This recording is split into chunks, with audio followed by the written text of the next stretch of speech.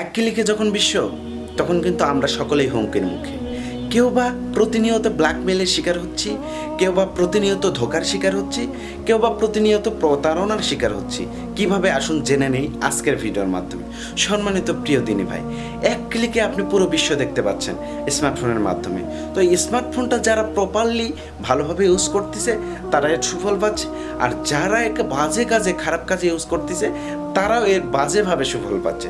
সম্মানিত প্রিয় দিনী ভাই, আমরা যারা মুসলিম, আমরা যারা মুসলমান, নিজেকে যারা ইমানদার বলে দাবি করি, তারা কিন্তু এই স্মার্টফোনটা ব্যবহারের ক্ষেত্রে পূর্ণাঙ্গ সম্পূর্ণ একদম গ্রেট লেভেলের সতর্কতা অবলম্বন করতে হবে।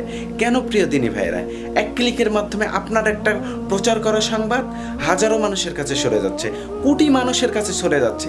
আর এই সংবাদটা যদি হয় ইসলামিক রিলেটেড, তাহলে অবশ্যই চিন্তাভাবনা আরও আপনাকে উন্নত লেভেলের করতে হবে।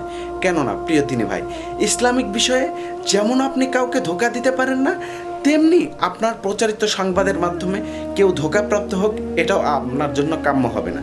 সম্মানিত প্রিয় দিনী ভাই, আসুন যে কোনো সংবাদ প্রচার করার ক্ষেত্রে, যে কোনো সংবাদ প্রসার করার ক্ষেত্রে ফেসবুক টাইমলাইনে দেওয়ার আগে 100 বার যাচাই করে নেবেন।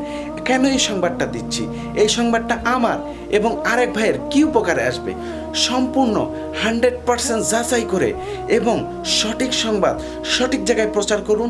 তাতে আপনার এবং আপনার দিনী ভাইদের উপকার হবে।